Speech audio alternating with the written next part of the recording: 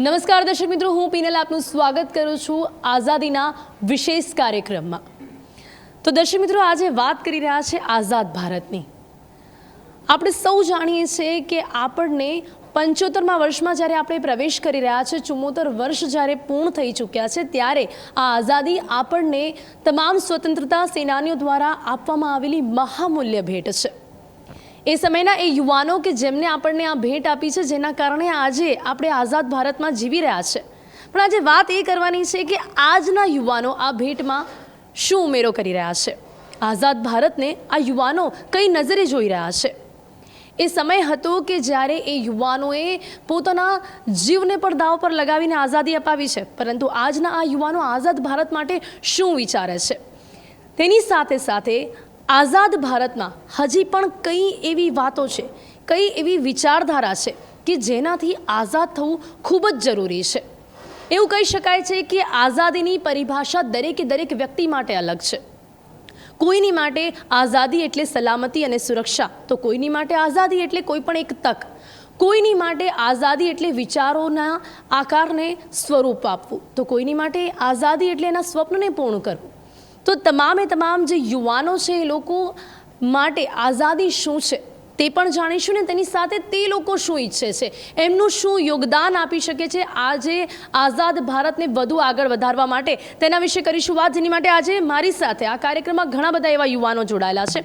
તો સૌથી પહેલાં અત્યારે વાત કરીશું આપની સાથે, આઝાદ ભારત આપની નજરે શું છે, સૌથી પહેલાં આપને એ જ પૂછવા માંગીશ। એકચ્યુઅલી આઝાદ ભારત એટલે ગમે તે માણસ અત્યારે જે પ્રમાણે ગવર્મેન્ટ આપણને રાઇટ્સ આપે છે કે તમે ગમે ત્યાં ફરી શકો છો, ગમે ત્યાં જઈ શકો છો, તમારી પાસે ઇન્ફોર્મેશનના રાઇટ્સ છે, તમે ઇન્ફોર્મેશન સીક કરી શકો છો, તમારા ઓપોર્ચ્યુનિટીઝ તમને જે પ્રમાણે મળે છે, કોઈ બી પ્રોફેશનમાં જવું છે, પ્રોફેશન ફ્રીલી તમે પરસ્યુ કરી શકો છો ને તમને કોઈ પણ જાતના રેસ્ટ્રિક્શન્સ કે મેન્ડેટરી પોલિસીઝ નથી કે જે ફોલો કરવી પડે છે। તો મારા માટે આઝાદી એ જ છે કે તમારા મનમાં જે પણ સારા વિચારો છે તેને તમે સમાજ વચ્ચે લઈ આવી શકો છો। ઓકે, એટલે આપને લાગે છે કે આપણે ભારત દેશમાં આપણા વિચારોને ગમે તે રીતે આગળ લાવી શકીએ છીએ, એમાં કોઈ રેસ્ટ્રિક્શન નથી, એટલે એ આપની મતે આઝાદીની પરિભાષા છે। આપની પાસેથી જાણવા માંગીશું કે આપની મતે આઝાદ ભારતની પરિભાષા શું છે? સર્વપ્રથમ આઝાદ ભારત એટલે શું કે જેમણે 200 વર્ષ જે ગુલામીમાં રહીને પોતાની આઝાદીનું જશ્ન મનાવ્યું છે, મારા માટે આઝાદ ભારત તે છે। આઝાદ ભારત આજે ત્યારે સક્ષમ થઈ શક્યું છે જ્યારે ત્યાંના ક્રાંતિકારો, જે પણ આપણા વડીલો હતા, જેમણે પોતાનું જીવ ગુમાવીને આજે આપણને આ સુખ શાંતિનો અનુભવ પ્રદાન કર્યો છે, એ મારા માટે આઝાદ ભારત છે। જ્યાં હું આજે શાયદ રાતના 1 વાગે પણ શાંતિથી ફરી શકું છું, જ્યાં મને એ સુરક્ષિત સ્થાન મળે છે કે હું ક્યાંય પણ જઈને પોતાની વાત લોકો સમક્ષ રાખી શકું છું, એ મારા માટે આઝાદ ભારત છે। જ્યાં હું જાતિવાદથી ઉપર ઊભા થઈને હું મારો મત મૂકી શકું છું, એ મારા માટે આઝાદ ભારત છે। તો મારા માટે આઝાદ ભારત ફક્ત એ આઝાદી નથી, પણ મારા માટેનો એક જશ્ન છે કે આજે હું શ્વાસ જે લઈ રહી છું એક એના ઉપર કોઈની ગુલામી નથી, હું મારા મતે અને હું મારા શાસન પ્રમાણે ચાલું છું, મારા ઉપર કોઈ નથી, હું સ્વતંત્ર છું કે હું કંઈ પણ વિચારી શકું, હું ક્યાંય પણ કંઈ પણ બોલી શકું, પણ હા, મને મારા સિદ્ધાંતો અને મને જે પણ સમજાવવામાં આવ્યું છે કે જે સંસ્કારો મળ્યા છે તેના વતી હું આગળ વધી શકું, એ મારા માટે આઝાદ ભારત છે। જી ચોક્કસથી, એટલે દરેકે દરેક યુવાનો માટે, વ્યક્તિ માટે આઝાદીની પરિભાષા કંઈક અલગ જોવા મળતી હોય છે, ત્યારે એમની પાસેથી પણ જાણીશું કે આઝાદ ભારતની પરિભાષા તેમની માટે શું છે? આઝાદી એ છે કે જ્યારે as she said I agree to her, અને when you are free to move in the country, તમે કન્ટ્રીમાં ક્યાંય પણ જઈ શકો છો, ફરી શકો છો, તમે ગવર્મેન્ટના અગેન્સ્ટ બી બોલી શકો છો, તો દેટ ઇઝ આઝાદી। એન્ડ એનાથી વધારે આઈ ડોન્ટ થિંક આપણને કંઈ પણ મળી શકે છે। આ ડેવલપમેન્ટ જે થઈ રહ્યું છે આટલું બધું આપણા કન્ટ્રીમાં, that is a part of it, એ આઝાદીનો જે એક પાર્ટ છે કે આપણે આટલું બધું ડેવલપમેન્ટ લાવી શક્યા છીએ।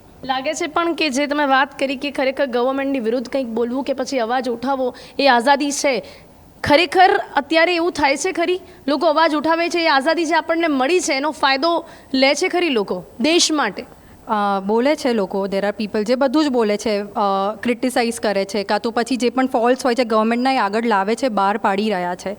પછી ઇટ ઇઝ અપ ટુ લોકો કે એ કઈ રીતે એ વસ્તુને ઇમ્પ્લિમેન્ટ કરે છે, it is up to government કે એ કઈ રીતે એ વસ્તુને લે છે। પોઈન્ટ્સ બહાર આવે છે, બધી જ રીતે બધી જ વસ્તુઓ બહાર આવી રહી છે, ધીરે ધીરે સ્કેન્ડલ્સ બહાર આવે છે, એવરીથિંગ ઇઝ કમિંગ આઉટ. તો એ વસ્તુ કઈ રીતે ઇમ્પ્લિમેન્ટ થાય છે, કઈ રીતે એના સોલ્યુશન્સ નીકળે છે, એ બધું that is up to us. But we are free to keep those points in the public. That is independence according to me. યુવાનોની મતે આઝાદ ભારત આપની મતે શું છે? યુવાનોની મતે લાઈક આપણે હમણાં જ જોયું કે આપણે બાયસેક્સ્યુઅલ ને બધા આપણે કોઈ બી આપણે સેક્સ્યુઆલિટી ઓપનલી આપણે હમણાં બધી રીતના એક્સેપ્ટ કરી શકીએ છીએ. તો એ આપણા માટે as a youth it's an independent country. યુવાનોની મતે આઝાદ ભારત, તો આઝાદ ભારત એ એક આઝાદ અભિવ્યક્તિ છે કે આપણે મનથી જે આઝાદી વિચારી રહ્યા છે, જે આપણને મળી રહી છે, એનું એક જશ્ન છે. જેમ કે હું ક્યાંય પણ મારી મર્યાદા સમજીને બોલી શકું છું, ફરી શકું છું, એક આઝાદ શ્વાસ લઈ શકું છું, એ જ આઝાદી છે. યુવાનોની મતે આઝાદ ભારત એટલે આજે જૂની રૂઢિઓથી બહાર નીકળીને છોકરીઓ પણ તેના મનગમતા ફિલ્ડમાં જઈ શકે છે. તેમને કોઈ રોકી નથી રહ્યું. એ એમને જે ગમતું હોય એ કરી શકે છે, જેમને ફૂલ સ્કોપ મળે છે. તો ફોર મી દેટ ઇઝ આઝાદી. આઝાદી એટલે કે જે ગાંધીએ આપણને આપી છે આઝાદી. ગાંધીની જો વાત કરવામાં આવે તો ફક્ત ગાંધી જ આઝાદીનો પાર્ટ નહોતા. ભગતસિંહ, રાણી લક્ષ્મીબાઈ, આ એ ભારત છે જે ગાંધીનો ભારત છે. અને આઝાદીની વાત કરવામાં આવે તો જે ગાંધીએ આપણને આઝાદી આપી છે અને આપણી આઝાદીને કઈ રીતે બીજા દેશ પાસેથી આપણે આઝાદીને છીનવી રહ્યા છીએ, કે એક તરીકેથી જોવા જઈએ તો જે સ્પોર્ટ્સ જે ક્ષેત્ર છે એની અંદર અત્યારમાં હમણાં જ જેમણે ગોલ્ડ મેડલ જીત્યો છે, એમણે આઝાદીની પરિભાષા આપણને સમજાવી છે. તો વાત અત્યારે એ કરી રહ્યા છે કે યુવાનો માટે આઝાદ ભારત શું છે. દરેક જે યુવાનો છે પોતાની રીતે અલગ અલગ પરિભાષા અહીંયા જણાવી રહ્યા છે. આમની પાસેથી પણ જાણીશું કે તેઓ આઝાદ ભારતને કઈ નજરે જોઈ રહ્યા છે. તો આપ આઝાદ ભારતને કઈ રીતે જોઈ રહ્યા છો? आज़ादी इतनी आज़ादी की बात करी तो मुझे एक बहुत अच्छी बात आ रही है गांधी जी की याद. सिर्फ ज़मीन से ब्रिटिशर्स का चले जाना या सिर्फ अंग्रेज़ों का चले जाना ये आज़ादी तो है नहीं. हमारे मन की सोच, हमारे मन की उड़ान, ये आज़ादी है. अच्छा सोचना, अच्छा बोलना, अच्छा करना, ये आज़ादी है. अच्छे के साथ एक और शब्द भी जुड़ता है, वो है बुरा. बुरा करना, बुरा देखना, बुरा सुनना, ये फिर किसी की आज़ादी छीनने जैसी बात होती है. तो आज़ादी हम सबको समझनी चाहिए. जब हम इंग्लिश में पॉलिटिकल साइंस में लिबर्टी की बात करते हैं तो उसमें हमें सिखाया जाता है कि तुम्हारी आज़ादी तुम्हारे 4 हाथों के अंदर होती है. तुम्हारे 4 हाथ जितने फैलते हैं उतनी तुम्हारी आज़ादी है. तो मेरे हिसाब से आज़ादी का तो एक ही मतलब है कि तुम दूसरों के लिए बुरा ना करो, सिर्फ खुद के लिए अच्छा सोचो, अच्छा करो. और सब अच्छी अच्छी बातें के अलावा भी एक और चीज़ का भी मतलब आज़ादी से हम जोड़ सकते हैं. हम ये कह सकते हैं आज़ादी जो है वो अब ज़मीन से भी कहीं ना कहीं आजकल जुड़ने लगी है. कश्मीर आज़ाद है या नहीं, ये एक बहुत बड़ा मुद्दा है. लद्दाख आज़ाद है या नहीं. आज़ादी अंदरूनी भी होती है. जैसे हमें अभी न्यूज़ में देखा था, कुछ समय से चल रहा है मिज़ोरम और आसाम की बात. अब मिज़ोरम और आसाम दोनों है तो भारत के ही, लेकिन फिर भी वहाँ के स्टेट एक ऑर्डर निकालती है और बोलती है कि दूसरे स्टेट में जाना गलत है. तो उनके हिसाब से वहाँ जाने की आज़ादी नहीं है. तो ये एक बहुत ही गंभीर बात है कि हम आज़ादी को कैसे देखते हैं. It's been 7 decades, more than 7 decades that we have been free and we have been independent. But हम क्या वाकई में इंडिपेंडेंट है? गांधी जी ने लुईस फिशर की किताब में एक बहुत अच्छी बात कही थी. मैं ये नहीं चाहता कि मेरा देश ऐसे ही आज़ाद हो जाए. मैं ये चाहता हूँ कि मेरा देश अपनी सोच से, अपने कर्तव्य से, अपने काम से आज़ाद हो. तो लगता है आपको कि देश अपनी सोच, अपने कर्तव्य से आज़ाद है आज? आप जिस आज़ादी की बात कर रहे हो, मन की उड़ान, क्या वो मन की उड़ान आज हर कोई भर सकता है? देखिए, इसका जवाब तो मैं इतना ही दे सकता हूँ कि कोविड सेकेंड वेव था हमारे भारत में. मैं ट्विटर इतना चलाता हूँ, मैं देखा हमारे पास ऑक्सीजन नहीं है, हमारे पास रेमडेसिविर नहीं है, हमारे पास ये नहीं है, हमारे पास वो नहीं है. जैसे ही सेकेंड वेव ख़त्म हुआ हम बात करते हैं 300 करोड़ का स्टैच्यू क्यों बनाया, ये क्यों किया। चलो वो ठीक है, लोगों का हक है, क्योंकि we are an democratic country. कई देशों में तो बोलने की भी आज़ादी नहीं है, शायद हमारे यहाँ ये तो है। चले काम नहीं हो रहा, लेकिन कोई बात नहीं, बोल तो सकते हैं हम, ये एक बहुत बड़ी आज़ादी है। और जैसे ही सेकेंड वेव ख़त्म हुआ और हमने देखा टोक्यो ओलंपिक्स में 7 मेडल के साथ हम अभी इतना अच्छा परफॉर्म कर रहे हैं जो कई सालों में हमने नहीं किया था। तो आपका सवाल का जवाब तो मिल गया कि उड़ान तो है। उसका क्रेडिट किसको जाता है? उसका क्रेडिट बिल को जाता है, जो उन्होंने मेहनत की है, उनके माँ बाप को जाता है, और इस देश को जाता है।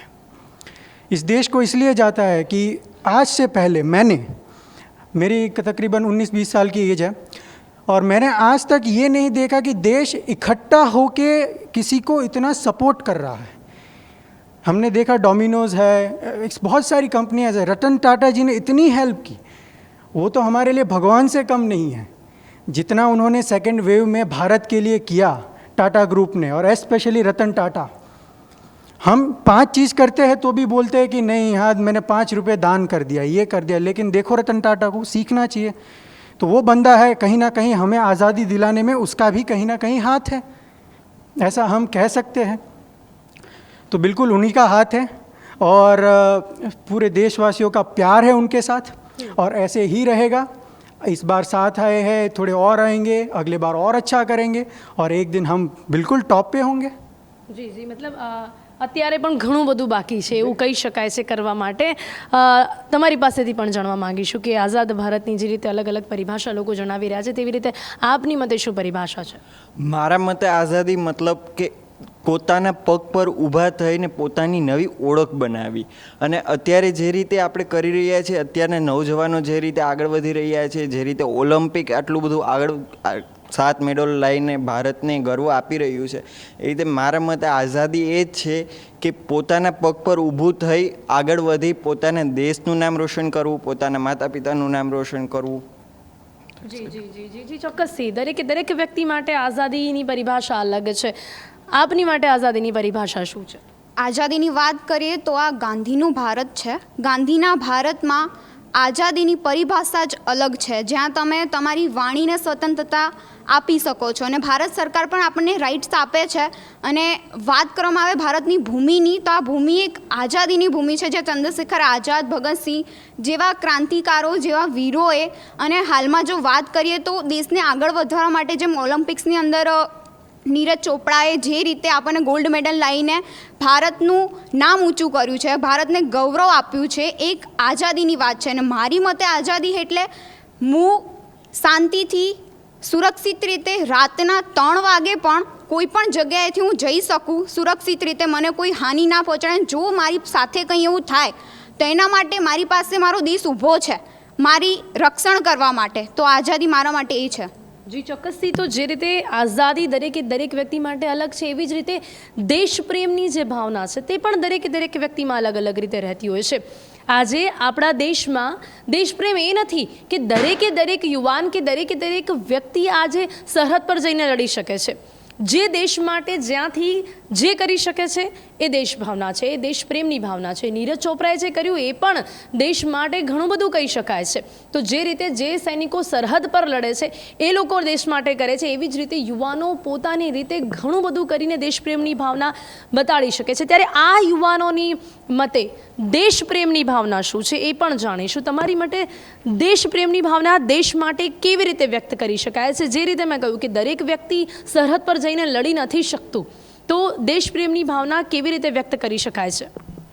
જે અત્યારે કોવિડનો સમય ચાલતો હતો, બીજી વેવ ખૂબ જ ખતરનાક રહી આપણા ગુજરાત માટે, તો ત્યારે આપણે સરહદ પર નથી લડી શકતા, પણ જ્યારે દેશ માટે પ્રેમની વાત આવે તો મારાથી જેટલું પણ યોગદાન થઈ શકે એટલું હું લોકોને હેલ્પ કરી શકું. કોઈને રેમડેસિવિર માટે, કોઈને ઓક્સિજન માટે, જો કોઈ સંસ્થા એના માટે પણ મદદ કરતી હોય તો પણ તે પણ દેશ પ્રેમ જ છે.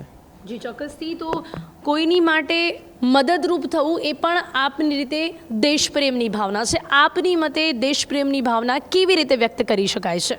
આ જ લોકોની મદદ કરાય, અને આપણે જે કોવિડ આવ્યું ત્યારે આપણે કોઈને એટલી હેલ્પ નથી કરી શકી. દેશપ્રેમની ભાવના કેવી રીતે વ્યક્ત કરી શકાય છે?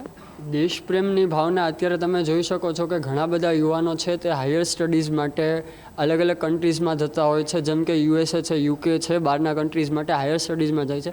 એવું નથી કે કન્ટ્રીમાં રહીને જ કન્ટ્રી માટે સારું થઈ શકે છે, કન્ટ્રીની બહાર રહીને પણ કન્ટ્રીનો પ્રોગ્રેસ થઈ શકે છે.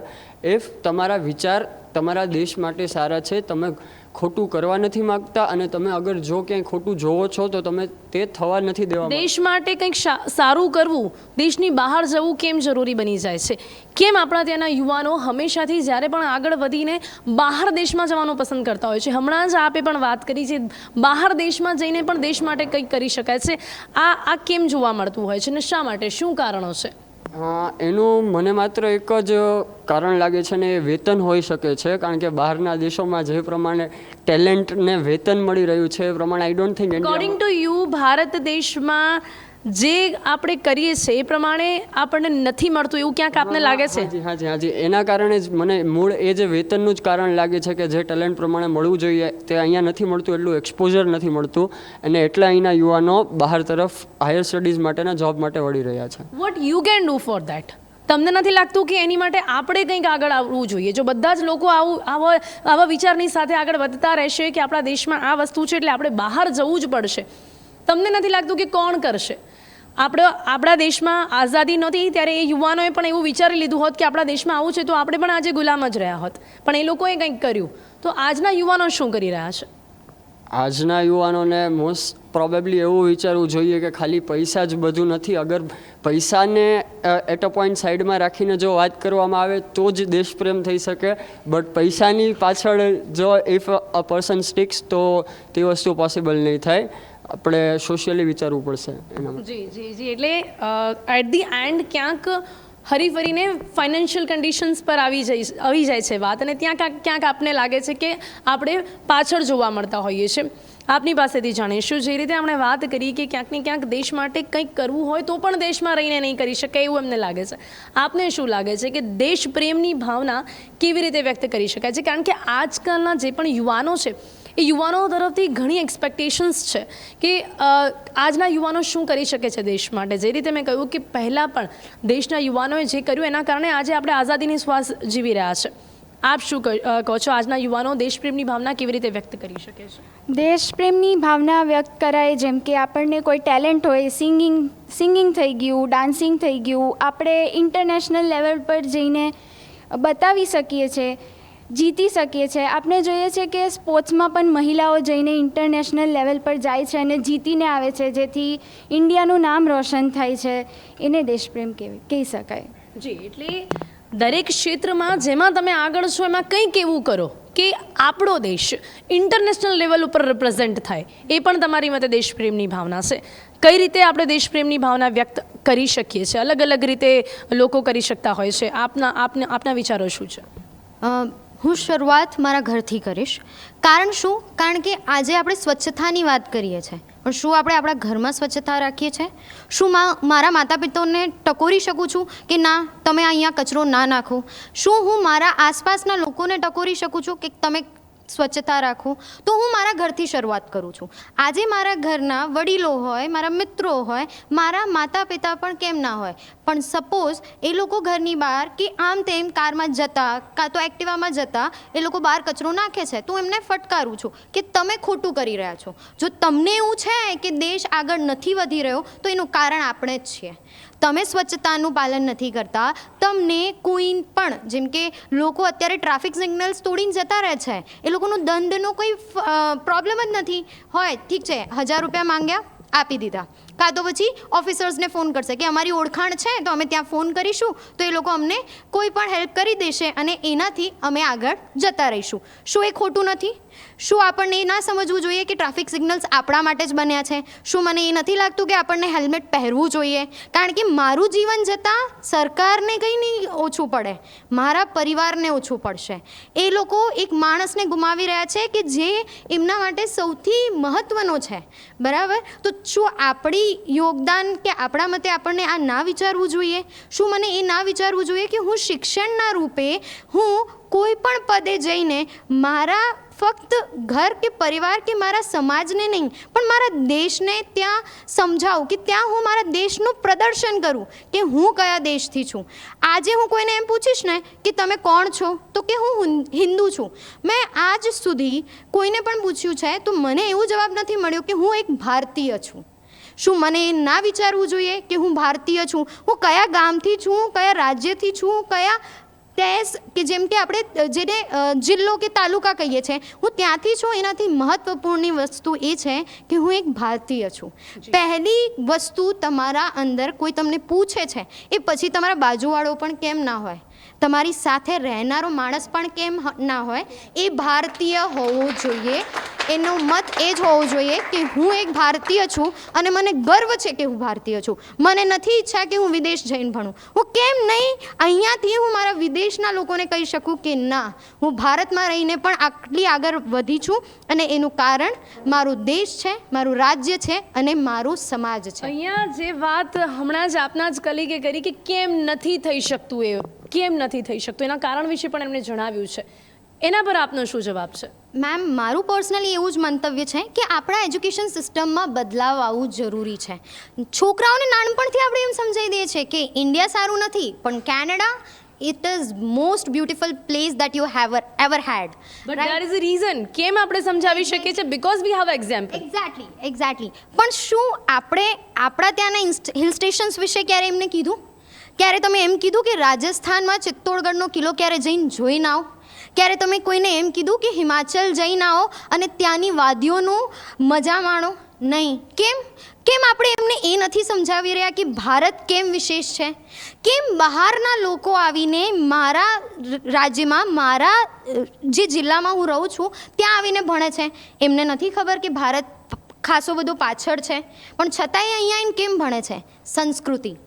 ભારત આજે પણ સંસ્કૃતિના માટે સૌથી શ્રેષ્ઠ છે. જી, ચોક્કસથી બહુ જ સારી વાત આપે કરી છે, પણ એ સંસ્કૃતિને જાળવી શકે એટલા યુવાનો કેટલા છે આપણા ત્યાં? એ પણ એક બહુ મોટો સવાલ છે કે આજે એવા કેટલા યુવાનો છે કે જે ખરેખર એ સંસ્કૃતિને જાળવી શકે છે? આપનું શું માનવું છે? સંસ્કૃતિની વાત થાય તો ભગવદ્ ગીતા એ ખાલી એક બુક નથી, સ્પિરિચ્યુઅલ કે રિચ્યુઅલ બુક નથી. એ આપણને લાઈફ લેસન્સ આપે છે જે આખા વર્લ્ડમાં. મારી પાસે એક એક્ઝામ્પલ છે, સ્પેનમાં એક હોટેલ છે, ત્યાં આગળ એમને રીડિંગ બુક માટે ભગવદ્ ગીતા આપે છે. એમના રૂમમાં કોમ્પ્લિમેન્ટરી ત્યાં હોય જ છે, બિકોઝ બીજી કન્ટ્રીઝ જે રીતે ભગવદ્ ગીતાને ટ્રીટ કરે છે, આઈ ડોન્ટ થિંક ઇન્ડિયન્સ એ રીતે એને રિસ્પેક્ટફુલી ટ્રીટ કરતા હોય છે. I am not talking about everybody. અમુક લોકો કરે છે, પણ દેર આર સમ પીપલ જે નથી કરતા. ભગવદ્ ગીતામાં ઘણી બધી વસ્તુઓ મેન્શન છે જે આપણે લોકો એને કન્સિડર નથી કરતા. લાઈફ લેસન્સ એમાં બહુ જ સારા છે. અપાર્ટ ફ્રોમ ધેટ, દેશ પ્રેમની વાત આવે ત્યારે જ્યારે આપણે ડસ્ટબિન હોય છે ને, તો ડસ્ટબિનથી જસ્ટ થોડોક જ દૂર એક કચરો નાખી દઈએ છીએ, તો જ્યારે આપણે ડિસ્ટન્સ સમજી જઈએ ને કે ડસ્ટબિન અહીંયા જ છે અને મેં કેમ અહીંયા કચરો નાખ્યો, જે ડિસ્ટન્સથી આપણને એ દેશ પ્રેમનો આઈડિયા આવશે કે કેમ આટલો ડિસ્ટન્સ છે તો પણ આપણે એને કન્સિડર નથી કરતા ડસ્ટબિનમાં નાખવાનું. અને ફોરેનમાં જ્યારે આપણે જતા રહીએ છીએ બીજા કન્ટ્રીઝમાં, આઈ બિલીવ અત્યારની હાલની સિચ્યુએશન કે 20 to 30 લાખ રૂપીસ તમારા એમાં જતા રહે છે. બીજી મલ્ટીનેશનલ કંપનીઝ આપણા કન્ટ્રીમાં આવવા માટે કેટલો ટ્રાય કરી રહી છે અને કેટલો બધો સપોર્ટ મળી રહ્યો છે આપણને બીજી મલ્ટીનેશનલ કંપનીઝનો ઇન્ડિયામાં. તો વાય ડોન્ટ વી સ્ટાર્ટ એક બિઝનેસ અહીંયા એ પૈસાથી? અને આપણે કેમ એ વસ્તુને કન્સિડર કરીએ છીએ કે આપણે ફોરેન જઈને ભણીશું અને ત્યાં એમનો પ્રોગ્રેસ કરીશું? ઇન્ડિયામાં નાસામાં 36% of scientist are Indian right now. અને આપણે મંગલયાન પણ કઈ રીતે કેટલા બજેટમાં બનાવ્યું છે એ વસ્તુ બીજી કન્ટ્રીઝે આપણાથી શીખી છે. જે લો કોસ્ટ પર આપણે મંગલયાન બનાવ્યું છે, દેટ ઇઝ ઓલ્સો એન્ડ દેશ માટે આપણે કંઈક વધારે સારું કર્યું છે. So these are the points. જી, વેરી વેલ સેડ. અને ખાસ કરીને જે શરૂઆત અહીંયા કરવાની છે આપણા ઘરથી કરવાની છે, ખૂબ સારી વાત કરી. સતત દેશપ્રેમની ભાવનાની વાત પણ આપણે અહીંયા કરી રહ્યા છે. વાત એ છે કે શરૂઆત તમે તમારા ઘરથી કરો, કારણ કે જે દેશપ્રેમની ભાવના છે ને એ તમે ક્યાંક ને ક્યાંક ખૂબ નાની નાની વાતોથી પણ અહીંયા દર્શાવી શકો છો. જે વાત કરી કે આપણો દેશ સ્વચ્છ રહે તો આપણે આપણા ઘરથી શરૂઆત કરવી છે. નિયમોનું પાલન કરવું એ પણ એ દેશભાવના છે. કેટલા લોકો આ વાતને સમજે છે? સતત દેશભાવનાની જ્યારે વાત હોય ત્યારે શું કહેશો? 15મી ઓગસ્ટ આવે, 26મી જાન્યુઆરી આવે તો આપણામાં દેશભાવના જાગી જાય છે.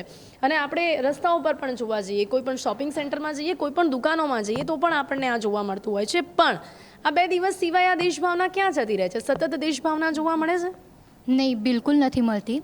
જેમ તમે કીધું એમ કે દેશભક્તિ એ નથી કે 15 ઓગસ્ટ કે 26 જાન્યુઆરીના દિવસે ઝંડો ડીપીમાં રાખો કે સ્ટેટસો રાખો. દેટ ઇઝ નોટ દેશભક્તિ. જો મારી દેશભક્તિ બતાવવી હોય તો I would prefer Indian items કે જે હું મેડ ઇન ઇન્ડિયા ખરીદું, કે જ્યારે મારા જ પૈસા છે એ મારા દેશમાં લાવું, કે નહીં કે કોઈ બીજી કંપનીના ડબલ પૈસા દઈને હું વસ્તુઓ ખરીદું. તો એ વસ્તુ ગ્રોથ કરશે મારા કન્ટ્રીને.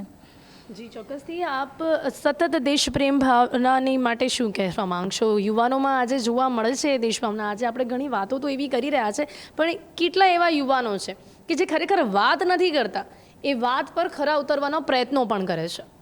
મારા મતે આજના યુવાનો એટલા શિક્ષિત છે કે એને ખ્યાલ છે કે દેશ ભાવના શું છે, દેશ પ્રેમ શું છે.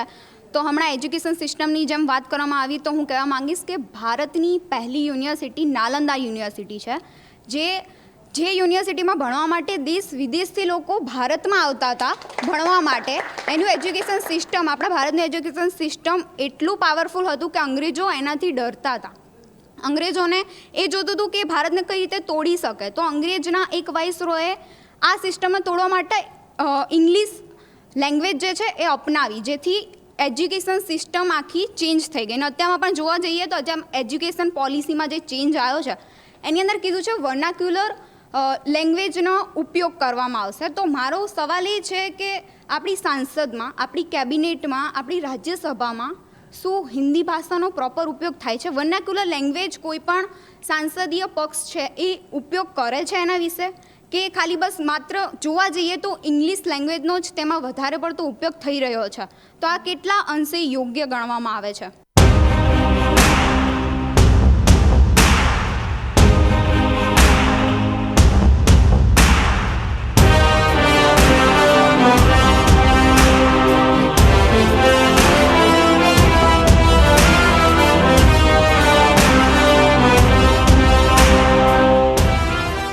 વાત ન્યૂ એજ્યુકેશન પોલિસીની થઈ છે, કે જ્યારે વાત થઈ છે શિક્ષણ પદ્ધતિમાં જે હવે પરિવર્તન વર્ષો પછી જોવા મળ્યો છે, ત્યારે એનાથી આપણે શું આગળ કરી શકીએ છીએ? ન્યૂ એજ્યુકેશન પોલિસી પર પણ યુવાનોનું શું માનવું છે એ પણ જાણી લઈએ.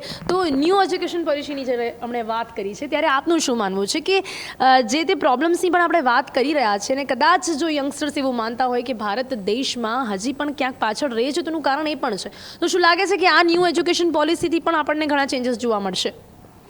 પહેલાં તો હું એ કહેવા માગીશ કે ન્યૂ એજ્યુકેશન પોલિસી જે છે એ ખૂબસૂરત છે બહુ, અને એનું કારણ એ પણ છે કારણ કે આપણે ફોરેનમાં જોઈએ, યુએસમાં જોઈએ, કેનેડાની વાત કરી કે આપણા છોકરાઓ ત્યાં ભાગી જાય છે. ભાગી તો ના કહેવાય, પણ વેતન મેળવવા માટે ત્યાં જતા હોય છે.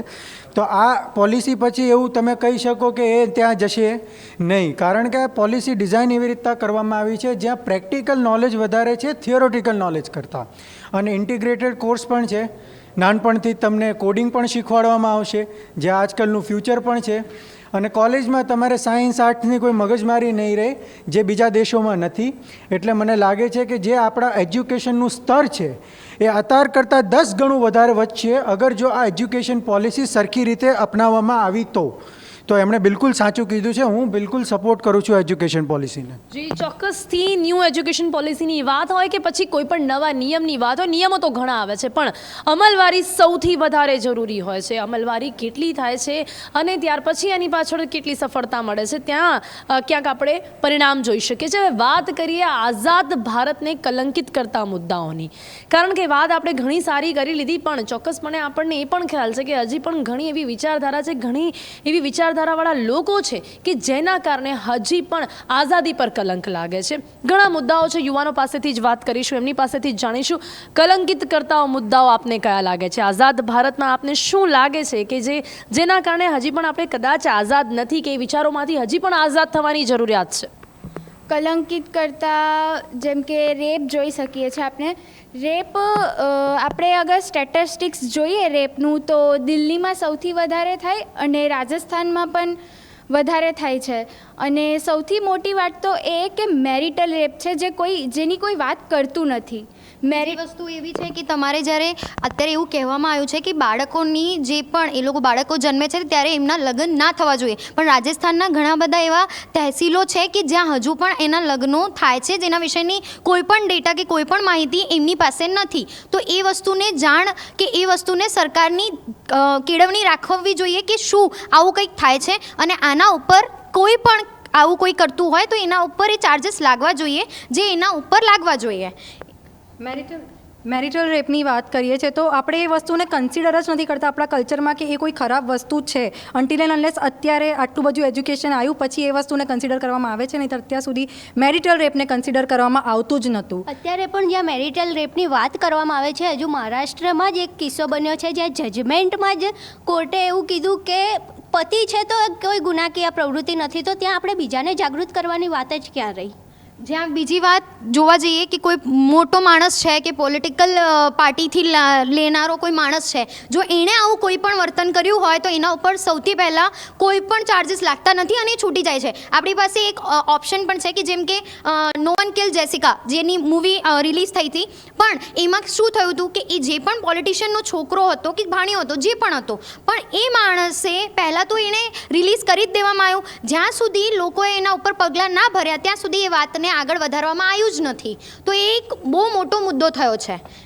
પહેલાંના જમાનામાં કાસ્ટમાં એવું માનવામાં આવતું હતું કે પટેલ છે તો ધંધો કરતો હશે અને શૂદ્ર છે તો પછી નાના નાના કામ કરતા હશે, એવું બધું માનવામાં આવતું હતું. પણ અત્યારે બધા ભેગા થઈને કામ કર્યા, પણ હજી ઘણી બધી એવું થયું છે કે અલગ અલગ કાસ્ટના છે એટલા માટે નાની કાસ્ટના છે તો લોકો નીચું બતાવવામાં આવે છે, તો બધું હા એવા વિચારો હજી છે. તો એની ઉપર કંઈક કરવા. એની સાથે સાથે જ્યારે તમે હરિજનની વાત કરો છો કે SC ST કમ્યુનિટીની વાત કરો છો તો ત્યારે એ વસ્તુ ધ્યાનમાં રાખવી જોઈએ કે એ તમારા કચરા ઉપાડનારા છે, એ લોકો સમાજનો એક એવો સેવાનું કામ કરી રહ્યા છે જે તમે નથી કરી શકતા. એ માણસને તમે ગટરમાં કહેશો કે ભાઈ તમે ઉતરો અને આની સાફ સફાઈ કરશો તો એ કરશે, તમે જઈને કરવાના છો નથી કરવાના, તો શું એમને પણ એ રિસ્પેક્ટ મળવી જરૂરી છે કે નથી, એ બહુ મોટી વાત છે. આજે બહારના તો શું ઘરના લોકો તે પોતાના ઘરની સ્ત્રીઓને નથી છોડી રહ્યા, પણ એ વખતે જો સ્ત્રીઓ પોતાનું સન્માન નહીં જાળવે અને એમની સામે જઈને અવાજ નહીં ઉઠાવે તો આ વસ્તુ વધુ ને વધુ વધતી જશે. આમાં એવું પણ છે કે એમણે કીધું કે જે ST SC છે આપણે કચરો ઉપાડશે નહીં તો કોણ ઉપાડવાનું. આમાં એક વાત છે, આમાં સરકાર પણ જવાબદાર છે ક્યાંક ને ક્યાંક. આપણે જ્યારે કાસ્ટ આપણામાં નાખવામાં આવી ત્યારે એવું હતું કે આટલા વર્ષો પછી આપણે કાઢી નાખશું. સરદાર પટેલે આ કીધું હતું, પણ અત્યારે શું કર્યું, આપણે કાઢી નહીં, આપણે એને પોલિટિક્સ બનાવી દીધો, આપણે એને ધંધો બનાવી દીધો. આપણે ગવર્મેન્ટે આપણને કેટલી બધી ફેસિલિટીઝ પ્રોવાઈડ કરી છે. ગટર ક્લીન કરવા માટે, કચરો ક્લીન કરવા માટે એમને આપણને મશીન્સ આપી છે. સ્ટીલ આપણે મશીન્સનો યુઝ નથી કરતા અને આપણે હ્યુમન કાં તો લેબર કાં તો મેન પાવરને અંદર મોકલીએ છીએ. They have to drink something and go inside. ગટરમાં જવું અને ગટરને ક્લીન કરવું, સમટાઈમ્સ એ લોકો જીવતા પાછા ભી નથી આવતા. તો આપણે એ વસ્તુઓને તો ક્યારેય કન્સિડર જ નથી કરી રહ્યા. આમાં તો ક્યાંક ને ક્યાંક ST SC નો પોતાનો પણ પ્રોબ્લેમ છે. હું તો એમ કહું છું કે જ્યાં સુધી તમે તમારી માટે ઊભા નહીં થાવ ત્યાં સુધી કોઈ બીજું તમારી માટે ઊભું નહીં થાય. I have an example. એ લોકો જ્યારે ઘરે આવે કાં તો ઘરનો કચરો લેવા આવતા હોય તો એ એમના ચપ્પલ બહાર કાઢીને આવશે.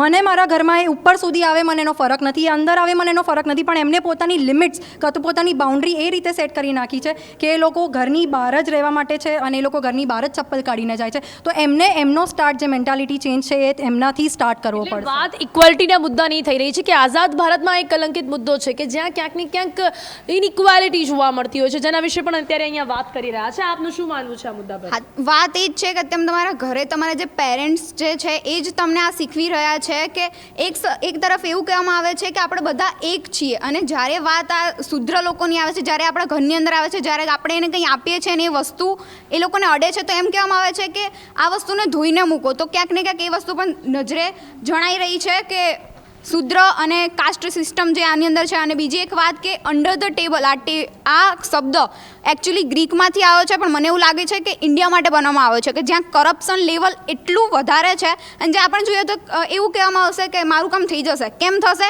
કે લાંચ આપશે, પૈસા આપશે. તો એ પણ એક મુદ્દો છે. બિલકુલ સરકાર પર આપણે એમ કહીએ છીએ કે સરકારીમાં આપણે કોઈ પણ કામ કરાવવું હોય ત્યાં જવું હોય, અરે સાહેબ તો પૈસા લે જ ને, પૈસા વગર થોડું કામ થાય, પણ શું કામ આપણે પૈસા આપવાના? આપણે એમ કહીએ છીએ, અરે બિલકુલ બિલકુલ. એટલે ચા પાણીની વાત નથી. હું હમણાં એક ઓફિસરને મળ્યો હતો તો એ મને કહે કે હું બહુ ઈમાનદાર છું. તો એ કોઈ કહેવાની વાત નથી, એ તમારો કર્તવ્ય છે, એ તમારો ધર્મ છે. તમે ઈમાનદાર છો તો એટલા માટે જ સરકાર તમને પૈસો આપે છે, બાકી તમને પૈસો નથી આપતી. ભ્રષ્ટાચારનો મુદ્દાની આપ વાત કરી રહ્યા છો, ઇનઇક્વાલિટીના મુદ્દાની આપ વાત કરી રહ્યા છો, બીજા ભારત દેશને કલંકિત કરતા મુદ્દાઓની પણ આપણે, એટલે આઝાદીને કલંકિત કરતા એવા મુદ્દાઓની વાત પણ આપણે અહીંયા કરી રહ્યા છે. જી, શું આઝાદીને કલંકિત કરવાનો સૌથી એક અત્યારનો રિસન્ટ મુદ્દો છે કે આપણા ત્યાં રાયટ્સ, ભયંકર રાઇટ્સ થઈ રહ્યા છે. રિસન્ટ ઇવેન્ટ્સ રાઇટ્સના એટલા બધા વધી ગયા છે કે ઇન્ટરનેશનલ લેવલ પર આપણા કન્ટ્રીની રેપ્યુટેશન એટલી ઓછી થઈ ગઈ છે કે વી cannot consider going back to the time જે આપણી રેપ્યુટેશન વધારે સારી હતી. ફાર્મર્સ રાઇટ હમણાં થઈ ગયો, એજ્યુટેશન્સ થઈ રહ્યા છે, કેટલા બધા રાઇટ્સ અત્યારે કન્ટ્રીમાં થઈ રહ્યા છે. Government should take stand against that. અને એની સાથે સાથે મારું એવું કહેવું છે કે તમે કોઈ પણ આંદોલન કરો છો, કરો. જે આપણે અત્યારે જોયું કે અત્યારે ખેડૂતોએ જે આંદોલન ઊભો કર્યો એનામાં મને કોઈ પ્રોબ્લેમ નથી, પણ ત્યાં તમે રાજનીતિ જોડો છો એ ખોટી વસ્તુ છે. તમે પોતાને રાજનીતિમાં તમે તમારા ધર્મ, તમારી જાતિઓને વચ્ચે લઈને વોટ્સ એકઠા કરો છો, એ ખોટું છે. આજના ન્યૂઝપેપરમાં એવું લખ્યું છે કે ઓબીસીમાં ક્રિમી લેયર જે સર્ટિફિકેટ્સવાળા છે એમની જે લિમિટ હતી એ 8 લાખ હતી અને એમના માટે મોદી સરકાર વધારવા માટે 12 લાખ કરે છે. એટલે જે લોકો નોન ક્રિમી લેયર સર્ટિફિકેટથી જે લોકો નાખુશ હતા હવે એ ખુશ થઈ જશે અને 12 લાખ રૂપિયાના કારણે એ લોકોને એમનો મત મોદી સરકારને મળશે. શું આ સાચું છે? શું આ તમને લાગે છે કે આ વસ્તુ સહી થઈ રહી છે? તમે કોઈને એક જાતિને કે કોઈ એક સમાજના કોઈ એક તથ્યને વિચારીને તમે કોઈ પણ આવેદન પણ આ ઘણી વાતો તો આપણે કરી રહ્યા છે, પણ બધું બદલશે કોણ? આજે તમે વાત કરી રહ્યા છો એ કોણ કરી રહ્યું છે? આ રીતની જે વિચારધારા છે આજના યુવાનો છે કે જે કદાચ જે આ પ્રકારની બેડ પોલિટિક્સની પણ આપ વાત કરી રહ્યો છે એમાં પણ આજના યુવાનોનું પણ સમર્થન જોવા મળતું હોય છે. અત્યારે લોકોને એવું લાગે છે કે પોલિટિક્સમાં અમે જતા રહીએ ને તો અમે પૈસા સૌથી વધારે કમાઈશું. તો યંગસ્ટર્સને પણ એ જ વિચાર છે કે આગળ જઈને હું જ પોલિટિક્સમાં આગળ વધવાનો છું તો મને પણ આ એમએલએની જે 50,000ની સેલરી છે એ મને પણ મળવાની છે. કાસ્ટિઝમને કન્સિડર કરીએ તો આપણી કરંટ જનરેશન કાસ્ટને એટલું લાઇટલી રહી રહી છે જેટલું જૂની જનરેશન બહુ જ નથી લઈ રહી. તો આપણે કાસ્ટને બહુ જ ઓછી રીતે, આપણી ફ્યુચર જનરેશન કાસ્ટિઝમમાં બહુ ઓછું બિલીવ કરવાની છે. શહેરોમાં આ વસ્તુ બહુ જોવા મળે છે કે કાસ્ટને ઓછી લેવામાં આવી છે. બાકી તમે જે વાત કરી કે આપણે જે રાયટ્સ થાય છે, ફાર્મર્સ પ્રોટેસ્ટ છે, CAA છે, ગમે તે બધા રાયટ્સ થાય છે, હા, એમાં લોકો જે બધું બળાવે છે એ કંઈ આતંકવાદીથી ઓછા નથી. હું એમ કહું છું આતંકવાદમાં અને એમાં શું ફરક છે? આતંકવાદી બહારથી આવીને હુમલો કરે ને તમે ઘરમાં બેઠા બેઠા તમે બસ જલાવી નાખો, ના કરી નાખો, ફલાણું કરી નાખો, ઢીકણું કરી નાખો. જ્યારે વાત તમે આતંકવાદની કરી છે ત્યારે એમાં એ પણ ઉમેરવા માંગીશ કે આપણા દેશના પણ ઘણા યુવાનો એવા ખોટા રસ્તે ચડતા હોય છે કે એ જ લોકો દેશની સાથે દગો કરતા હોય છે. પૈસાની એ લોકોને મોનેટાઇઝેશન કે કાં તો એ લોકોને એ બધી મટીરિયલિસ્ટિક વસ્તુઓ જોઈએ છે કે જે એમને નોર્મલ જોબથી નથી મળતી. કારણ અનએમ્પ્લોયમેન્ટ નથી, લોકોનું ઘર કેવી રીતે ચાલશે, લોકો 2 દિવસનું ખાવાનું, આતંકવાદમાં ઇવન વ્હાઇટ વોશ, તમારું બ્રેન વોશ થાય છે. એમાં ક્યાંક ના ક્યાંક એ પણ છે કે આતંકવાદમાં હું આ માનું છું કે આપણે હંમેશા એ કહેવામાં આવ્યું છે આતંકવાદ જે છે, હું એક વસ્તુ કહું તમને, એ એક ધંધો છે. કાયદેસર રીતે એ એક ધંધો છે. એ એના એ રીતના પૈસા બનાવે છે. તમે એક વિચાર કરો, આતંકવાદ મફત તો થતો નથી, એને મારે પૈસા તો જોઈ છે. બંદૂકો લાવે આપણા જ દેશમાં છે, જેમને ખબર છે કે આપણે ભારત દેશમાં રહીએ છીએ, 200 વર્ષની ગુલામી પછી પાછા બહાર આવ્યા છે, તો છતાંય આપણને પાછા એ જ ગુલામીમાં જવું છે. આનું એક સૌથી મોટું એક્ઝામ્પલ નક્સલિઝમ છે જે આપણા કન્ટ્રીની અંદર છે અને આપણા જ કન્ટ્રીને હાર્મ કરે છે. નક્સલિસ્ટ જે પણ થયા છે એમની સાથે ગુજરાત જે પણ સરકાર છે, કેન્દ્ર સરકાર હોય કે રાજ્ય સરકાર હોય, એમની જોડે એ લોકો વાતચીત કરીને એનું કોઈ પણ સોલ્યુશન ના આવે. આમાં હું એ કહેવા માંગીશ કે આપણે એક બહુ સરસ મૂવી હતું ન્યૂટન, તમે જોયું હોય તો તમને ખબર હશે એમાં કે કઈ રીતે આપણે આપણા ટ્રાઇબલ પીપલ સાથે બિહેવ કરીએ છીએ. આપણને નથી ખબર હોતી કે એ કેમ રહે છે કે એનું શું રહે. હા, બિલકુલ બિલકુલ. જ્યારે ડ્રગ્સનો અને ટેરરિઝમનો મુદ્દો આવે છે તો ક્યાંક ને ક્યાંક જે ડ્રગ્સ ખરીદવા માટે પૈસા વપરાય છે તે ટેરરિઝમને ફંડ કરે છે ઓબ્વિયસલી. અને આઝાદી એક એવી વસ્તુ છે કે જે દેશની બોર્ડરની સર્વિસ ફોર્સિસ છે એ જ નહીં કરી શકે. આપણે જો ટેરરિઝમને મિટાવવું હશે તો આવું ડ્રગ ટ્રાફિકિંગ છે, ચાઇલ્ડ ટ્રાફિકિંગ છે, એ બધું અંદર રહીને સ્ટોપ કરવું પડશે. જ્યાં આપણને એવું દેખાય છે કે ખોટું થઈ રહ્યું છે તેની સામે અવાજ બનીને ઉઠવું પડશે અને કમ્પ્લેન કરવી પડશે. ડ્રગ્સની જ્યારે વાત થાય છે ત્યારે ડ્રગ્સમાં એ રીતે થાય છે કે કોઈ એક માણસ હોય પોતાના ડ્રગ્સની પોતાની તલપને છુપાવવા માટે કોઈ બીજાને જોડે કે ના ભાઈ ચલ તું બી ચાલ, એ રીતે ડ્રગ્સનો આખો મામલો જ આગળ જાય છે. તો ત્યાંથી પણ વાત કરીએ વસ્તુમાં ગવર્મેન્ટને તો બ્લેમ કરવાનો નથી. આ ઇન્ડિવિજ્યુઅલ વસ્તુ છે કે જે આપણે જાતે ચેન્જ કરી શકીએ છીએ. Why everything has to go to government? આમાં જ આપણે Exactly. જોઈએ મુદ્દો કે એમાં આપણે એવું કોલેજની કહેવા બહાર માંગુ છું જોઈએ કે સપોઝ મહારાષ્ટ્રમાં રિસેન્ટલી 6 લોકો જે સ્મગલર છે એ પકડાયા અને એમની સામે જેટલા બી પોલીસ ઓફિસર્સ એમને પકડવા ગયા હતા એમના પર લિટરલી ગોળીબારી થઈ છે. 5 લોકો અત્યારે પણ ગંભીર હાલતમાં છે. તો શું ગવર્મેન્ટને એવું નથી લાગતું કે આ લોકોને એટલીસ્ટ બુલેટ પ્રૂફ જેકેટ્સ કે એવું સિક્યોરિટી આપવી જોઈએ કે જેથી કરીને એ લોકો બચી શકે? અહીં મેઇન મુદ્દો જોવા જઈએ તો કમાણીનો છે કે લોકોને પૂરતું વેતન નથી મળતું, એના લીધે લોકો ગેરધંધે જ લાગે છે અને એની માટે રિઝર્વેશન સિસ્ટમ પણ બહુ મહત્ત્વનું પોઈન્ટ છે. આજે જેનામાં સખત ટેલેન્ટ છે પણ એ થોડાક માર્ક માટે જોબમાં કે ઇવન તો એડમિશન વખતે રહી જતું હોય છે. મે બી કદાચ એના લીધે અનામતની વાત કરવામાં આવે ને તો અનામત અત્યારે છે ને કે અનામત એટલે આપી હતી કે પછાત જાતિઓને આગળ લાવવાનું હતું, પણ હવે મુદ્દો આખો બદલાઈ ગયો છે. પછાત જાતિઓની સમસ્યાને અને એ બધું તો સાઈડમાં રહી ગયું ને એને રાજનીતિ બનાવીને આ બધા જ લોકો જે બી વાત કરી રહ્યા છે ને એમાં ક્યાંક એવું નથી લાગતું કે ગુડ પોલિટિક્સની જરૂરિયાત છે. યુવાનોએ આગળ આવવું જોઈએ. આપણે હમણાં જ વાત કરી કે ક્યાંક ને ક્યાંક યુવાનો પણ એવું વિચારી લે છે કે હું પણ કેમ પોલિટિક્સમાં ના જાઉં જો મને આટલા પૈસા મળતા હોય. તો હવે એ કોણ શરૂઆત કરશે?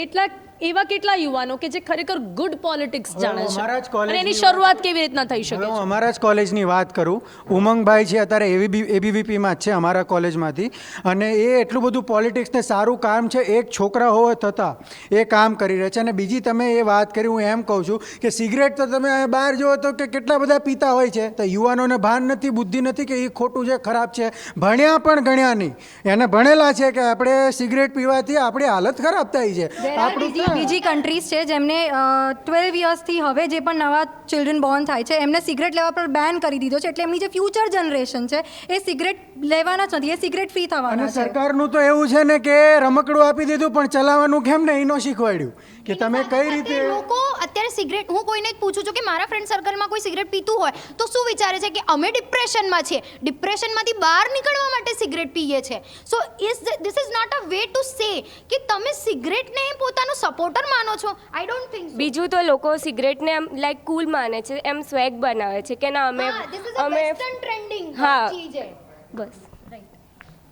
વાત કરવામાં આવે સરકારની, તો સરકાર એક તરફ આનું માર્કેટિંગ પણ કરી રહી છે કે ફિલ્મોમાં પહેલાં બતાવવામાં આવશે કે ધૂમ્રપાન સ્વાસ્થ્ય માટે હાનિકારક છે અને બીજી તરફ જોશો તો ત્યાં જ જે હીરો છે એક પોપ્યુલર છે જે તમાકુને પ્રમોટ કરી રહ્યો છે. તો આ કેટલા અંશે યોગ્ય છે? The main point is what કે મૂવીમાં એ તો આપણે જોઈએ છે કે એ જે હીરો છે એ સિગરેટ પી રહ્યો છે પણ નીચે લખેલું પણ આવતું હોય છે, એના પર કદાચ આપણી નજર નથી પડતી. એ પણ જોવું જરૂરી છે. નાના અક્ષરોમાં લખેલો હોય છે કે કોઈને ધ્યાન જશે જ નહીં કારણ કે લોકોને મોટી વસ્તુઓ દેખાય છે. જશે તોય આપણે એમ માની લઈએ કે સિગરેટના બોક્સ પર તો લખેલું હોય છે તોય પીવે છે, એટલે એ તો કોઈ કારણ જ નથી કે આપણે એમ કહીએ કે વાંચીને સમજી જાય. ગવર્મેન્ટને ટેક્સનો એક બહુ મોટો ફાયદો થાય છે અને એના કારણે આ સિગરેટની કંપનીઝ આટલે ખુલ્લેઆમ વેચી શકે છે. આ વાત પરથી હું એમ કહીશ કે જ્યારે લોકડાઉનમાં દેશને આર્થિક સંકટ આવ્યો ત્યારે સૌથી પહેલા દારૂની દુકાન ખોલાવવામાં આવી હતું તો દારૂની દુકાનો ખોલવામાં આવી હતી અને સિગરેટ જીએસટી માટે અત્યારે જીએસટી દરેક વસ્તુ ઉપર લાગે છે. કેમ પેટ્રોલિયમ પ્રોડક્ટ્સ એન્ડ આલ્કોહોલ ઉપર નથી લાગતું?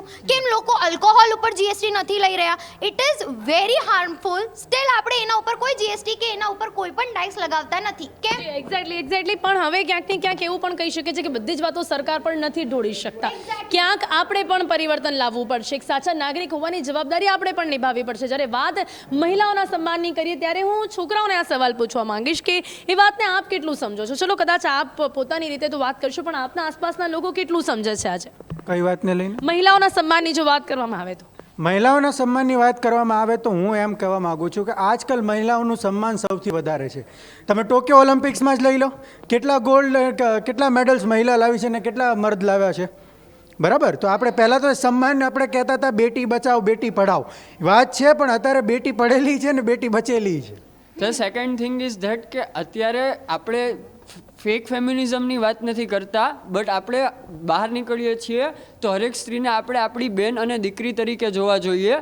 એનાથી જ મને એવું લાગે છે કે દીકરીઓ બચેલી લાઈક કોઈ બી ખોટા કામ કરે છે. તમે પોતાના ઘરની બહેનોને માતાઓને સન્માન આલતા શીખી જશો ને એટલે બહાર બધા તમને સારા જ લાગશે. પોતાના ઘરની બેન ને મા દીકરીને તો આપણે આપીએ છીએ, પણ બહાર આપતા શીખવું પડશે.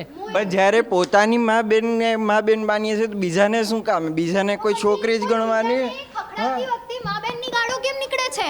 તમે તમારા મા બહેનની એટલી રિસ્પેક્ટ કરો જ છો. એ રૂઢિતા છે જે આવી ગઈ છે, એક્ઝેક્ટલી એને કાઢવી થોડીક અને મુશ્કેલ કેમ છે. ખાલી સ્પોર્ટ્સમાં ગયેલા કે જે પણ સેલિબ્રિટીઝ છે કે જેમણે આપણા દેશ માટે કંઈક કર્યું છે એ જ મહિલાઓ દેખાય છે? કેમ ડોમેસ્ટિક વાયલન્સ કોઈ નથી જોતું? હજુ ઘરની અંદર domestic violence એવી વાત નથી, એવી વાત ઓકે, નથી, એવી વાત નથી. મેરિટલ રેપ થાય છે, એ લોકો એવું મેરિટલ રેપને રેપ જ નથી ગણતા. ત્યાં સ્ત્રી સશક્તિકરણની ઓકે વાત. ઓકે, આ ઘણા એવા કલંકિત મુદ્દાઓની આપણે અહીંયા વાત તો કરી રહ્યા છે, પણ એમાં ક્યાંક ને ક્યાંક હવે હું એ પૂછવા માંગીશ કે ઘણા એવા મુદ્દાઓની વાત કરી, આપણે ભ્રષ્ટાચારની વાત કરી, મહિલાઓના સન્માનની વાત કરી, આપણે ડ્રગ્સથી એડિક્ટેડ યુવાનોની વાત કરી, એ સિવાય આપણે શિક્ષણ પદ્ધતિની પણ વાત કરી, ઘણા એવા મુદ્દાઓની વાત કરી કે જેમાં ખરેખર કંઈક ચેન્જીસ થવા જોઈએ. હવે હું અહીંયા એ પૂછવા માંગીશ કે જો કદાચ આપને આ એકવાર માટે અધિકાર મળે કે એક હક મળે કે આપ આ દેશમાં કંઈક ચેન્જ કરી શકો છો, તો એ શું કરશો જેથી દેશની ખરેખર દેશ માટે આપ કંઈક કરી શકો, અને સાથે જ એવું કહી શકાય કે દેશમાં કોઈ મોટું પરિવર્તન લાવી શકો, પણ કદાચ આપના હાથમાં નથી એટલે આપ નથી કરી શકતા, પણ શું કરી શકશો જો આપને આ અધિકાર મળે તો? સૌથી પહેલાં હું ગ્લોબલ વોર્મિંગ ઉપર વાત કરીશ, કારણ કે એની સૌથી વધારે આવશ્યકતા છે જે અત્યારે લોકોને હાનિ પહોંચાઈ રહી છે. એ પછી ખેડૂત હોય કે શહેરમાં રહેતું કોઈ માણસ હોય, તો ત્યાં વૃક્ષારોપણ થઈ ગયું, બરાબર. ખેડૂતો માટે તમે કેટલી વાત કરી શકો છો, એ સૌથી મોટો મુદ્દો છે. તો એ ખેડૂતોને શું ચેન્જીસ લાવવા માંગશો? જે ખેડૂતોને અત્યારે જે એમનું શોષણ થઈ રહ્યું છે એ સૌથી પહેલાં બંધ થવું જોઈએ, કારણ કે 70% જીડીપીમાં જે પણ આપણી પાસે પૈસા મળી રહ્યા છે કે જીડીપી વધી રહ્યું છે કે વધઘટ થઈ રહ્યું છે, એમાં ખેતી છે એ સૌથી મહત્વનો ભાગ ભજવે છે, તો એ બદલવું જોઈએ. હું જ્યારે એક વસ્તુ ચેન્જ કરવા માંગીશ, જ્યારે કે આપણા ઇન્ડિયામાં ખાલી જેન્ડર ઇક્વેલિટી આવે ત્યારે ખાલી મેન અને વુમેન જ જોવા માંગે છે, પણ આપણે થર્ડ કેટેગરી બી છે, દેટ ઇઝ ટ્રાન્સજેન્ડર. તો એમને બી આપણે ઇક્વલી આપણે બધું રાઇટ્સ આપીએ, બધું આપીએ, એ બધું ઇક્વેલિટી બધાને મળવી જોઈએ. That is A one thing હું ચેન્જ કરવા માંગીશ. જ્યારે ચેન્જ લાવવાની વાત થાય તો દેશમાં પારદર્શિતા આવવી જોઈએ, કે જો દેશમાં પારદર્શિતા આવશે તો ભ્રષ્ટાચાર જેવી સમસ્યા પણ ઘટી જશે. તો મારું માનવું છે કે ચેન્જમાં તો સૌથી પહેલાં પારદર્શિતા આવવી જોઈએ, કે નાનામાં નાનો માણસ બધી માહિતી આસાનીથી મેળવી શકે. ત્યારે રાઇટ ટુ ઇન્ફોર્મેશનનો એક્ટ છે, પણ રાઇટ ટુ ઇન્ફોર્મેશન જ્યારે આપણે ઇન્ફોર્મેશન લેવી, ટ્રાન્સપરન્સી, જો તમને એક હક મળે, અધિકાર મળે, તો તમે ટ્રાન્સપરન્સી લાવવાનો પ્રયાસ કરશો? હા. ઓકે. જો મારા હાથમાં એ રાઈટ આવે કે હું કંઈ ચેન્જ કરવા માંગું તો હું સ્પોર્ટ્સ સિસ્ટમને ચેન્જ કરવા ઈચ્છીશ, કેમ કે અત્યારમાં એવું થઈ ગયું છે કે મારી વાત કરવામાં આવે કે મારા હાથમાં જો એ રાઇટ્સ આવે કે હું કંઈ ચેન્જ કરવા માંગીશ તો હું એ કહેવા ઈચ્છીશ કે રમતગમત ક્ષેત્રે હું ચેન્જ લાવવા ઈચ્છીશ, કેમ કે અત્યારમાં જોવા જઈએ તો અત્યારમાં જ્યારે ટોક્યો ઓલિમ્પિક્સમાં જ્યારે બધા માણસો જતા હતા, એ લોકો રમતા હતા, ત્યારે બધા એક્સપેક્ટ કરતા હતા કે ઇન્ડિયાને ગોલ્ડ મળે, પણ જ્યારે ઇન્ડિયાની એજ્યુકેશન સિસ્ટમમાં જોવા જઈએ તો અઠવાડિયામાં માત્ર એક જ દિવસ પીરિયડ આપવામાં આવે છે. ક્ષેત્રે કંઈક ચેન્જીસ લાવવા માંગશો? જી, તમે શું ચેન્જ લાવવા? આપણે જ્યારે ઓલિમ્પિક્સમાં ગયા તો આપણે 47 પર એટલા માટે છે કેમ કે ઘણા બધા એવા સ્પોર્ટ્સ છે જેમાં ઇન્ડિયા પાર્ટિસિપેટ જ નહીં કરતી. તો જો એક ચેન્જ લાવવા મળે તો એ જે સ્પોર્ટ્સમાં આપણે પાર્ટિસિપેટ નથી કરતા, હું એમાં પાર્ટિસિપેન્ટ્સ મોકલવા માંગુ. હું ટેરરિઝમ વિશે ચેન્જ કરવા માંગીશ. જેમ આપણે જોયું કે ફાર્મર્સ એજિટેશન ચાલતું હતું ત્યારે કેવી રીતે એ લોકોએ ઇન્ડિયાના ફ્લેગને બદનામ કર્યું હતું, તો હું એ જ ચેન્જ લાવવા માંગીશ કે એ લોકો જે પણ કરે છે બધું શાંતિપૂર્વક કરે. इसमें ऐसा है कि जो स्पोर्ट्स की बात की, हम लवलीना की बात करते हैं, वो ब्रॉन्ज जीती, तो उसके ब्रॉन्ज के पहले ऐसा अखबार में आ गया था, वो अखबार में આવી ગયું હતું કે આપણે બ્રોન્ઝ તો મળ્યું, એવું કેમ નહીં કે ગોલ્ડ જીતશે. શું ચેન્જ લાવવા માંગશો? હું ચેન્જ એ લાવવા માંગીશ તો પહેલાં ફરજિયાત જેટલા પણ બધા યુવાનો છે, આર્મી એનસીસી એક બહુ સરસ યુનિટ છે દેશનું, બહુ એમાં બધાને જે અત્યારે કમ્પલસરી નથી, વોલેન્ટિયરી છે, પણ બધાને કમ્પલસરી આર્મી એનસીસીમાં ભરતી કરાવો, 3 વર્ષથી સર્ટિફિકેટ સુધી લઈ કેટલા જાઓ. યુવાનો જશે? બીજા ઘણા બધા દેશોમાં આવું કમ્પલસરી છે, આપણા ત્યાં એવું નથી. કેટલા યુવાનો આની માટે તૈયાર થશે જો એવું કમ્પલસરી થશે તો? થવું જ જોઈએ. આપણા દેશ ઇઝરાયલમાં જેમ આપણને ખબર છે કે બધા જ યુવાનોને એક ટ્રેનિંગ આપવામાં આવે છે આર્મીની, કે જ્યારે દેશને તમારી જરૂરત પડે ત્યારે તમે ઊભા રહ્યો. તો આપણા દેશમાં એમ કેમ it's a compulsory para training. આપ શું ચેન્જ હાજી હાજી, મારા હોદ્દામાં આવે તો હું પહેલાં જે લિક્વિડ કેશની પોલિસી છે તે કેન્સલ કરીશ. એનું કારણ છે કે બ્લેક મનીનું જો કોઈ મોટામાં મોટું કારણ હોય તો એ લિક્વિડ કેશ છે. મોદી સાહેબે ડિમોનેટાઇઝેશન લાવ્યું, બહુ મોટો સારો પ્રયાસ હતો બ્લેક મનીને કર્બ કરવાનો, છતાં પણ અમુક તત્વો દ્વારા એ વસ્તુ અવારનવાર થઈ રહી છે. તો કરન્સીને એ રીતે લિક્વિફાઈ કરવામાં આવે કે હરેક માણસ પાસે જે પણ પ્રકારની કરન્સી છે, લિક્વિડ છે, નોન લિક્વિડ છે, એનો ડેટા ગવર્મેન્ટ પાસે હોય. એ કરન્સી ક્યાંથી ક્યાં શું કામ માટે જઈ રહી છે તેનો બધો જ ડેટા હોય. તો કોઈ પણ માણસ ખરાબ કામ માટે પૈસા વાપરવા પહેલાં 5 વાર વિચારશે, એ ટ્રેક થશે.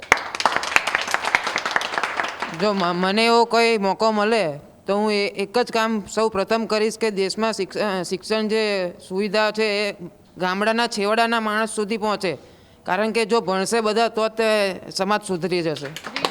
પડેગા ભારત તભી તો બઢેગા ભારત. જી જી, જો મને ચાન્સ મળે તો હું રિઝર્વેશન સિસ્ટમ કાઢી નાખીશ કે જે એકચ્યુઅલી ટેલેન્ટેડ માણસો છે, ભલે તે કોઈ પણ કાસ્ટથી બિલોંગ કરતા હોય, તેમને સરખો મોકો મળે. જે સ્ટેરિયોટાઇપ છે હાલ બધાના મગજમાં કે જે ફિમેલ્સ છે એમને બહુ જ વિક્ટિમાઇઝ કરવામાં આવે છે, નથી. કરંટ સિચ્યુએશન હું તમને કહું, પ્રિયાદર્શનીનો કેસ છે કે કેબ ડ્રાઈવરને એમને રસ્તા પર વગર કોઈ કારણે લાફો માર્યો. આઈ થિંક એ કોઈ માણસ જોડે ના થવું જોઈએ, not even female, not even a male, કોઈ માણસ જોડે ના થવું જોઈએ. So we have to consider humanity.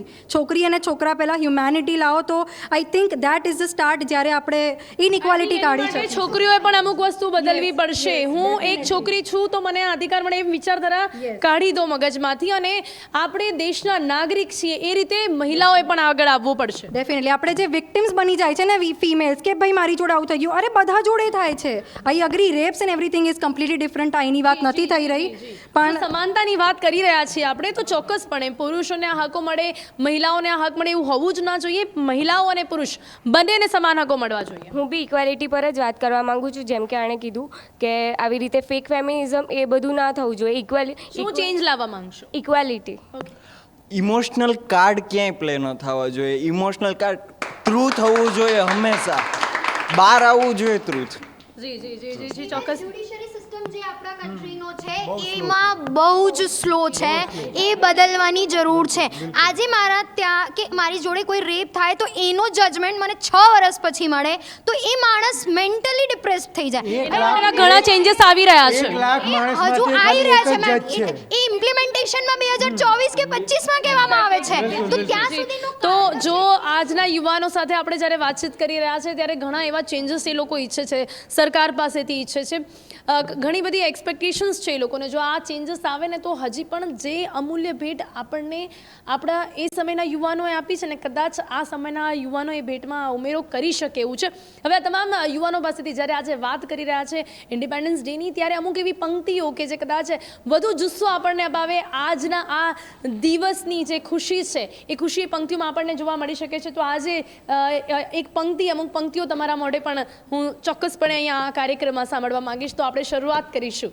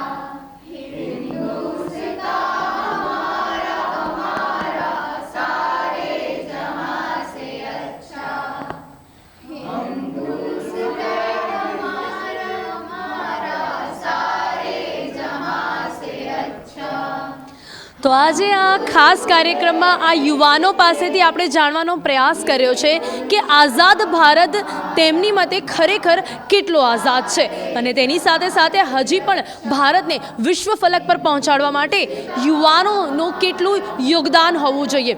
કઈ એવી વિચારધારાઓ છે કે જેનાથી હજી પણ મુક્ત થવાની જરૂરિયાત છે. ચોક્કસપણે જે રીતે આ યુવાનો અત્યારે વિચારી રહ્યા છે, જો આવી જ રીતે આગળ વધશે તો આપણે પણ એ જ આઝાદ ભારતને એવી જ રીતે આગળ વધતા ચોક્કસપણે જોઈશું. અત્યારે કાર્યક્રમમાં બસ આટલું જ.